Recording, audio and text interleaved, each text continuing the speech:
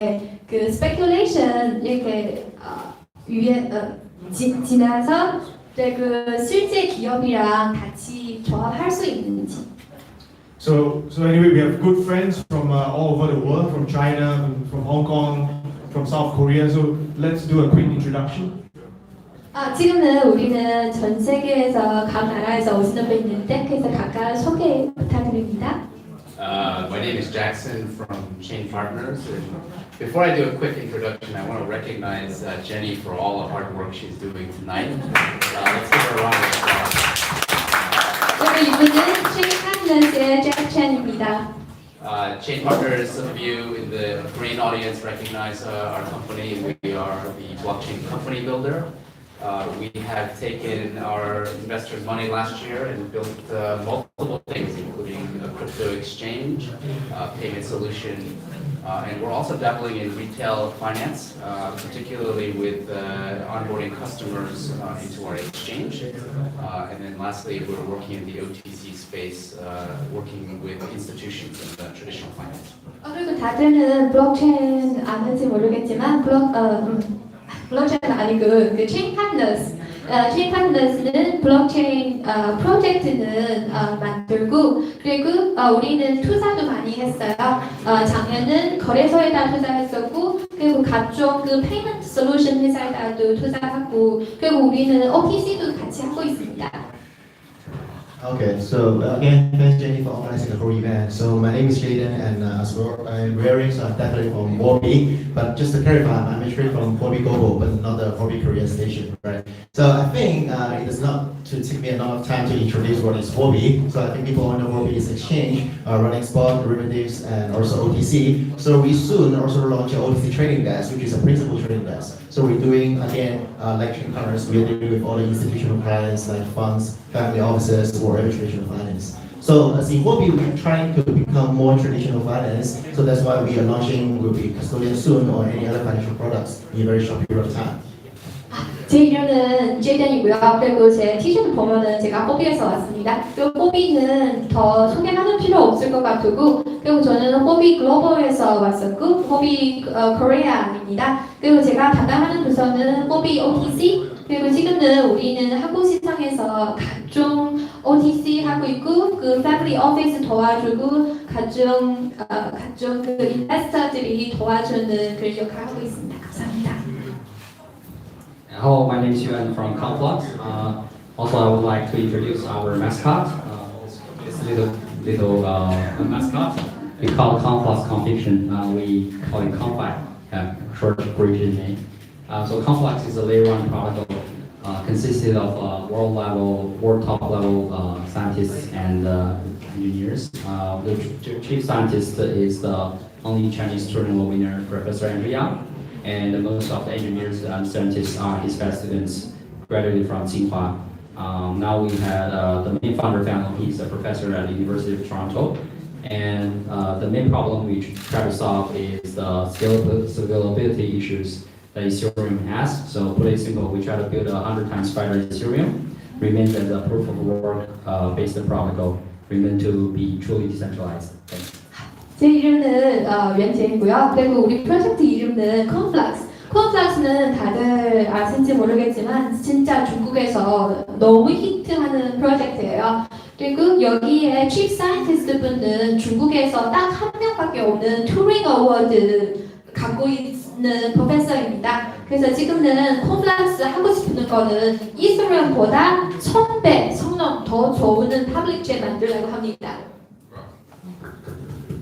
It sounds good because of my personal preference for the lovely doll out there. The first question would be, has blockchain solved the scalability issues? When, where, and how? I think Conflux would be a very good guy that can answer these questions. 그 지금은 그 블록체인의 문제는 확장성이죠. scalability, 확장성이고요. 그리고 지금은 Conflux는 그 어떻게 그 문제는 해결하는지 한번 들어볼까요? Thanks for the question. It's a really good question. So we think in today's world, the scalability problems hasn't been really solved. Well, if you try to there's a kind of a triangle trilemma, right? You want to maintain security, decentralization, and also capacity, right? A lot of the solutions like EOS or even like Tron, even for Clayton, a very famous project that launched by Kakao, is still using proof of stake. So proof of stake has its own problems in terms of decentralization and security. 사실은 제가 생각할 때 지금은 그 scalability라는 프로그램은 지금 아직은 해결되지 않았어요. 그리고 지금 블록체인 인더스트리에서 사실 그 불가능 삼가형이 있어요. 그 security 안전성 그리고 속도이랑 그리고 그 탈중심화 이 세 개는 동시 유지할 수 없다는 그런 생각이 있어요. 그리고 제가 볼 때는 지금 뭐 EOS, 트론 그리고 뭐 카카오에서 만드는 클레이튼 지금은 다 이거는 해결은 아직 안 됐어요. So the real question is how to maintain a truly decentralized network, which is proof of work is the way that has been proved by time. So Conflux going under the old way, maintain a proof of work is protocol will improve the transaction per second to over 3,000, which is actually equivalent to the speed where Visa is processing. 지금 콘플렉스는 제가 항상 믿고 있는 거는 POW는 그 딱 그 탈중심화 해결할 수 있는 유리한 방법이 있다고 믿어요. 그래서 콘플렉스는 또 POW 컨센서스로 계속 하고 있고요. 그리고 우리의 TBS는 3,000 넘어요. 그거는 거의 비자의 동등한 수준으로 갈 수 있어요. So Conflux will launch its mainnet at the end of first quarter of next year, and the testnet is up running. You're welcome to check it out. Thanks. 콘플렉스의 그 메인네트는 내년 1 first quarter에 내년 first quarter에 그 런칭하는 예정입니다. 그래서 다들 더 많은 관심 갖고 있는 거 부탁드리겠습니다. So I mean, I'm not really a tech guy because I'm more on the trading side, but I'll try to say what I know from the technical perspective about all those like consensus mechanism, POS, POW, all those kind of stuff. 저는 그 기술적인 사람 아닌데 저는 트레이딩 하고 있어요. 근데 저는 최대한 제 노력으로 기술적으로 그 뭐 컨센서스, POW, POS 어떤 건지 제가 한번 얘기해 볼게요. Yeah, so I mean, the more major important problem for us to running a trading desk is like you can imagine when we are doing trading, so that's why we have to do a settlement in crypto, right? So let's say for Bitcoin settlement, currently if you look at the last 24 hours data, it's actually like happening for 4 transactions per second, which comparatively to Ether is actually more than 20,000 transactions per second. So that's a big problem if you would like to optimize to further in large scale trading or block trading. 사실 지금은 지난 24시간의 트레이딩 기록 보면은 그 블록체인 비트코인의 비트코인은 일단 4 per second. 비트코인은 그 한 1초에 4개 트랜잭션밖에 없어요. 근데 이소리를 보면은 2만 개, 2만. For Visa, it's over 20,000. 이슬럼은 2만 번이에요. TPS transaction.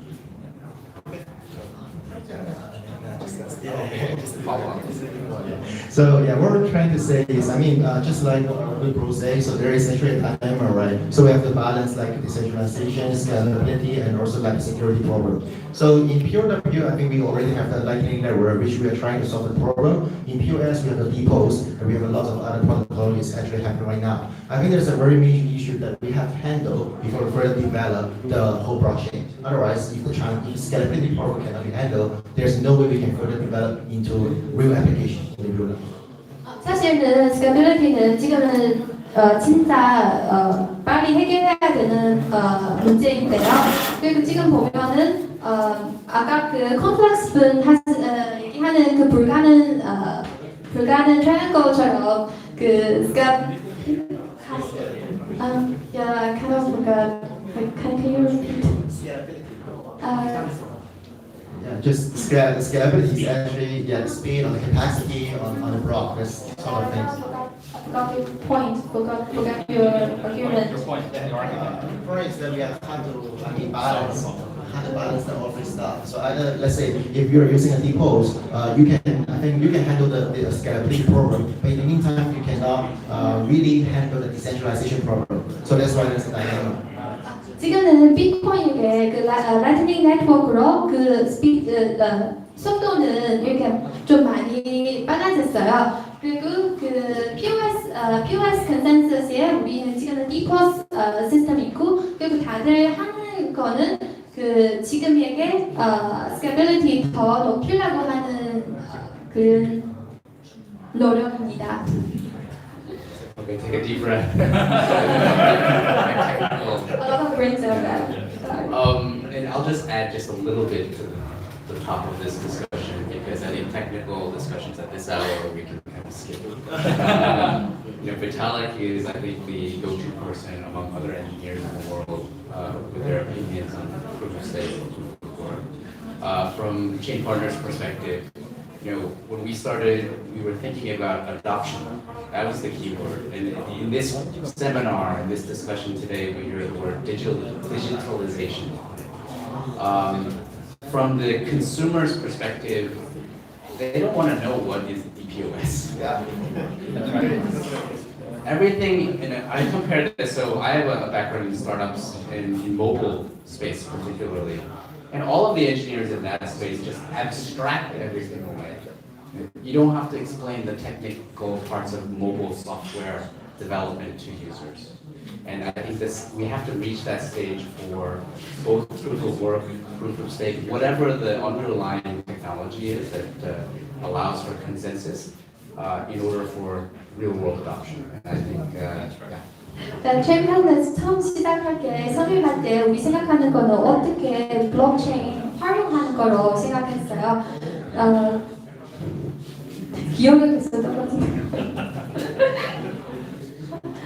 I think we can leave it at that. Next question.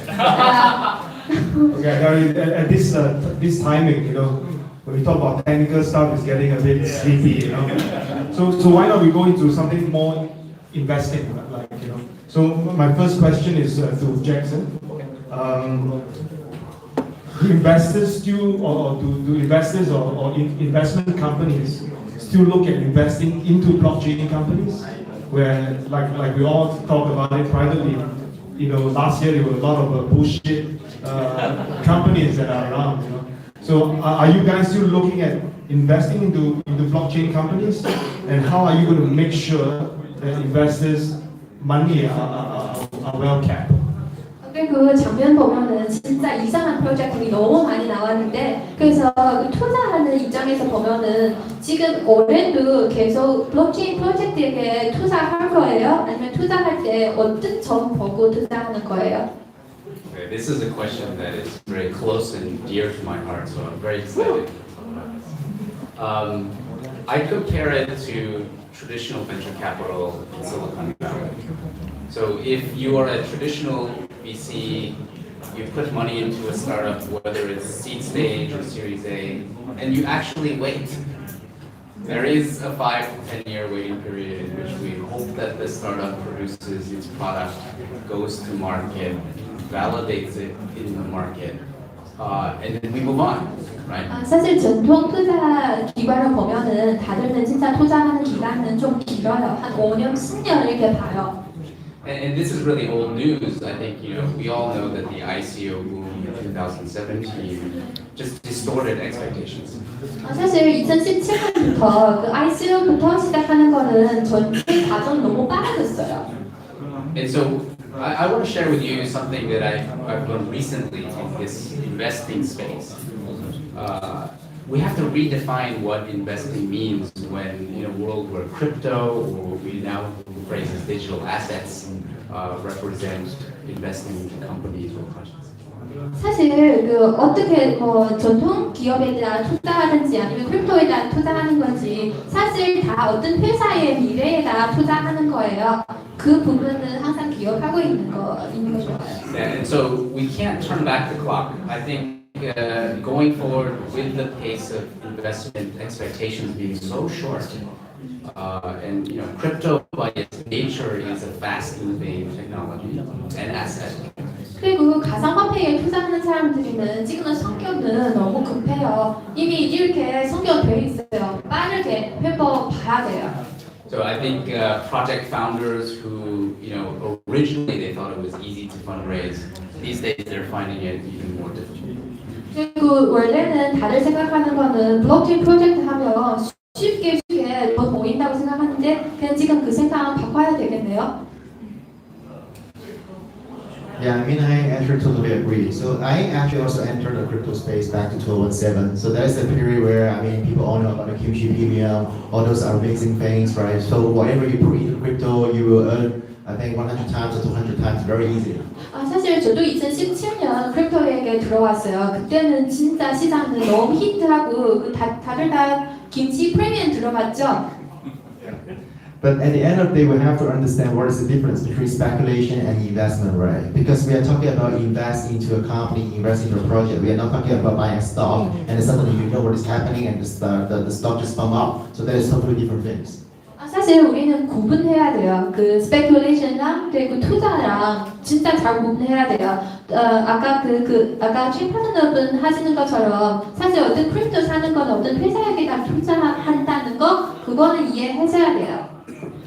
But I mean, people are actually turning about all those like shit projects right now. They're turning about whatever like very interesting things. Back to 2017, I heard a lot of projects which I don't understand why we need a blockchain. Just like an e-commerce platform, why do you need a blockchain to blockchainize those things? Because you can easily use in your Alibaba, all those things works well. So why do we need a blockchain for those? At least not for now, I think.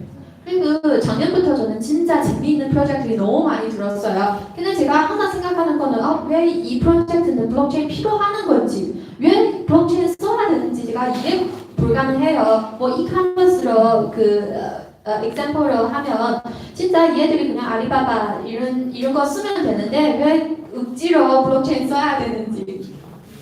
But I mean, this is actually a good thing because we right now, what we are doing or what Chain Partners or other guys are doing is we are going to rebuild the confidence for the retail investors or for the whole industry in the project. So we have to let people know those projects are not good, therefore we disappear. The one who remain in the market is something good and this really doing something useful to the whole blockchain development. So that's why, that's what we are trying to achieve for like a hobby or wherever all the guys, exchanges, exchange partners, conference. So what we are trying to do is to rebuild the confidence. 사실 법이든지 그 체인 파트너스든지 컨플렉스든지 우리 하고 싶은 일은 사실 그 시장에게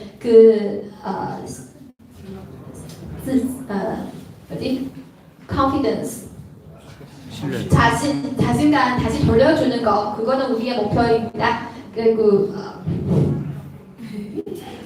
자신감 다시 돌려주는 겁니다. So I would like to give a real story about investors still interested in blockchain. I'll just give you the story about the fundraising of Conflux itself. 그리고 저는 진짜 실제 스토리 하나 알려드리고 싶어요. 그거는 지금은 아직도 그 투자자들이 그 블록체인에다 투자하고 하고 싶다라는 거. So Conflux started its fundraising in the middle of last year, it was 2018. That was probably some hype left over in the market. So every crypto investor wants to give us money because we have a very good academic background. But in September, no one wants to do it. 그 컨플렉스는 사실 펀드레이징 시작하는 거는 작년 중반 그때는 아직은 크립토 마켓은 아직은 히트해요. 그리고 그때는 어디 갔든지 다들 다 우리한테 돈 주고 싶어요. 근데 9월달 되자마자 다들 다 없어졌어.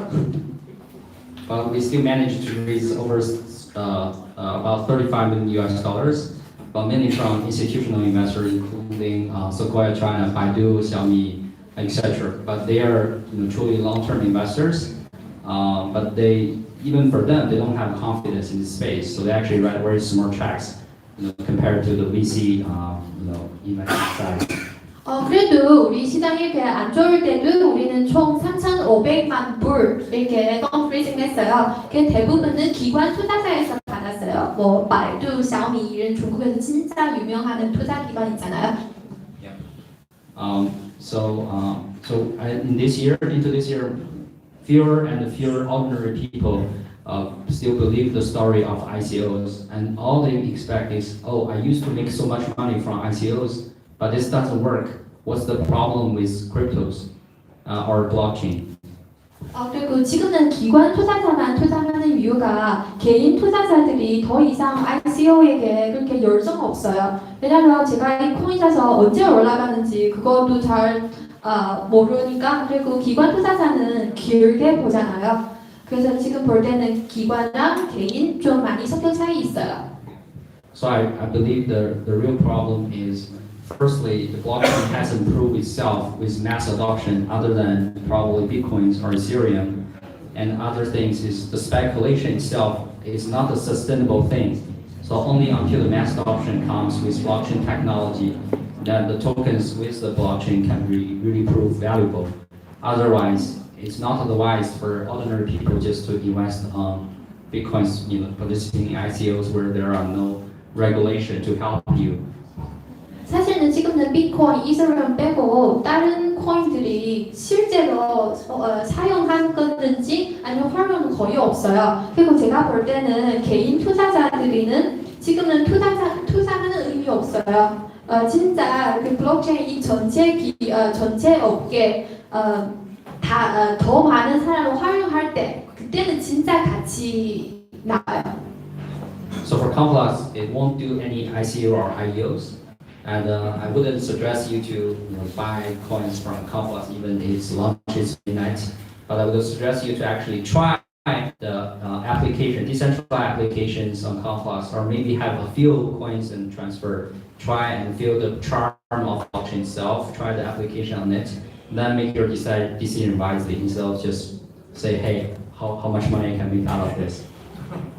사실은 우리는 컴플렉스는 진짜 ICO, IEO 이거는 다 없어요. 그리고 저는 다들에게 뭐 우리 코인 사라고 하는 얘기도 안 할 거예요. 그리고 내년은 컴플렉스 메인나이트 런칭 하잖아요. 그때는 다들 다 좀 가서 좀 사용해보고 트랜스퍼도 좀 해보고 이거는 진짜 괜찮하다. 그리고 그때는 코인 좀 구매해도 되겠죠?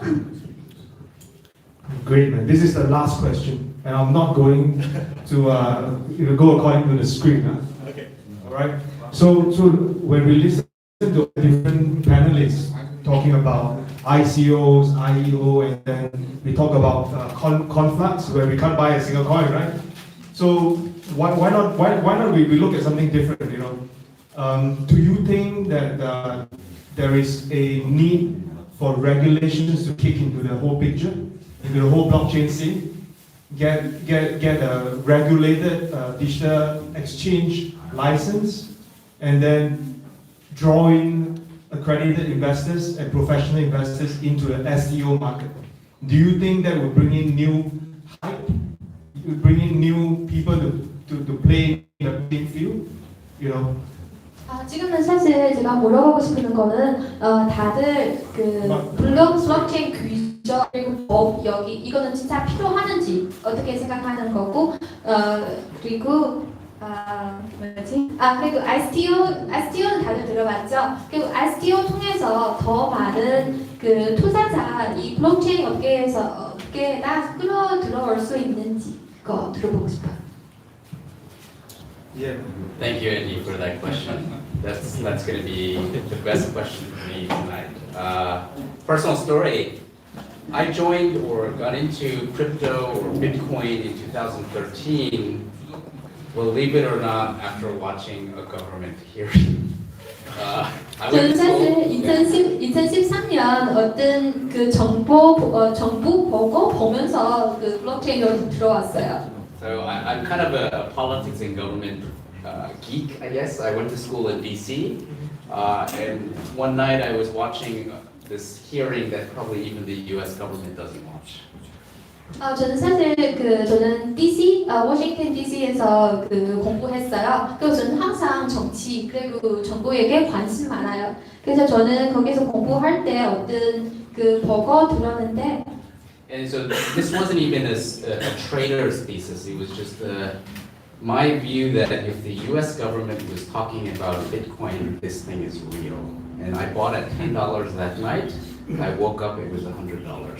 That was the first bull run of 2013.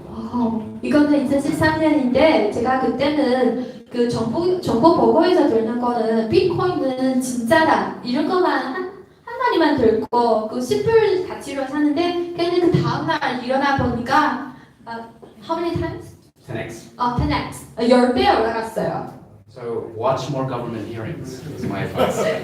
그래서 정보 얘기 많이 들어요. Yeah, that should be a tough question. I mean, so actually the question is regarding whether what people think about STO and whether those crypto or exchange should be regulated or not. 사실은 이거는 그 STO에게 질문이고 그리고 전체 그 거래소든지 그 블록체인은 규정 필요하는지의 질문이죠. So technically speaking, from a trading perspective, so we always said that the institutions are common, but indeed the institutions are not really the traditional institutions. So for majority of the trading desks or like other exchanges, they define institutions as like highly worth individuals or corporate which would like to invest in spot or derivative which is certain with about a certain amount of capital. That is what they define as the institutions right now. 사실 지금은 우리 투자자 볼 때는 기관으로 많이 생각해요. 어떤 회사든지 어떤 단체든지 그리고 어떤 숫자 이상의 돈 투자한다는 그런 투자자들이 보고 있어요. Yep. So I mean, if we actually see a lot of traditional hedge funds or whatever fund of funds or all those like pension funds, they're looking to get into the market. But the reason is that they're holding a license, and the license are actually stopping them from doing anything, investing anything into an unregulated exchange or unregulated OTC trading desk. 사실은 지금은 전통 투자 기관에서 다들 이렇게 많이 크립토 시장에서 들어오고 싶었는데 그게 못 들어온 이유가 얘들이 레귤레이션 필요해요. 그 레귤레이션 안 하는 크립토에게 투자할 수 없어요. 규정상에. Yeah, so I mean, I totally believe, personally, I believe regulation is the main, is the major thing that can really attract all those traditional guys to get into the market. For example, as we know, I mean, I think Seoul is going to have some regulation regarding exchange. So Japan already have, Hong Kong has a sandbox. In US, we have the CFTC, SEC, those guys are fighting, who are actually should be the one regulating the cryptocurrency trading, but we believe that will be soon. I mean, either this year or next year.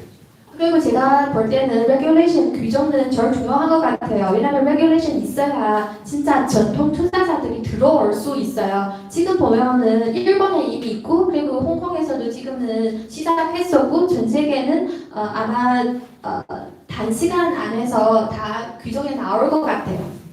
Yeah, I think the most obstacle right now regarding regulation is how to do anti-money laundering regarding the digital assets. Because if we are doing about fiat, we can actually understand what the source of funds, source of wealth, we can see all those things from the banking system. But in terms of crypto, I know there is some system like chainalysis or there is something new who are doing some sort of things. But that doesn't prove that really works. So once that is being adopted by the regulators, then I believe the regulations will be coming very smoothly. 지금은 규정에서 제일 큰 문제는 머니 런더링이에요. 지금은 각종 이런 그런 방법 연구하고 있는데 근데 제가 볼 때는 실제로 활용할 수 있는 건 아직 없어요. 근데 머니 런더링 프로블럼은 해결되면은 그때는 규정은 나올 것 같아요. I think the question is about like the STOs regulations, whether it's important. I think regulation definitely is very important to help ordinary people and retail investors to filter out some bad projects which has nothing behind it. 사실 제가 생각할 때 규정은 진짜 제일 중요한 것 같아요. 왜냐하면 규정이 있으면 이상한 프로젝트들이 필터 할 수 있잖아요. 그러면 다들 투자할 때 더 안심하겠죠? But even you have the regulation in place, that will not bring a hype. Because think about what is the full name for STO. It's called Security Token Offering, right? So what is a security? Security represents the economy rights of a certain entity. That entity could be a retail company, could be a internet company like Kakao, but it has to have some economy interest. There are some value behind it. 사실 STO는 Security Token Offering라고 합니다. 그래서 이 security라는 뜻이 있는 그 뒤에는 또 꼭 어떤 가치 있어야 돼요. 뭐 그 뒤에는 어떤 회사든지 어떤 기술든지 어떤 경제 쪽에 가치 있어야 security 되는 거죠. But good assets doesn't come all at once. Good assets has already been listed in stock exchanges everywhere in the world. Think about like good companies going to the market every year. There won't be many. So even if STO get regulated, you still have to wait every year to expect here and there come up a few good asset or good company that could be securitized. It's either a company or real estate or hotel or anything, but good assets doesn't show up all in once. They show up gradually. So people still have to pay patience to say what are the good assets. That won't be a super hype there. Yeah. 사실 좋은 자산은 그렇게 많지 않아요. 우리는 그 주식 시장 보면 알 거예요. 뭐 한 1년에 몇 개 정도 이렇게 나오잖아요. 그래서 STO 진짜 규정 나와서 규정 나와도 바로 이렇게 히트하지 않을 것 같아요. 왜냐하면 그 좋은 자산 많지 않기 때문에. 그래서 우리는 진짜 그 patient 해야 되고 그리고 기다리고 1년 내에 한 몇 개 정도 나오면 많이 나온 거예요. Okay, I think time is up, but thanks for all the insights from the panelists, and thanks Gaimin for organizing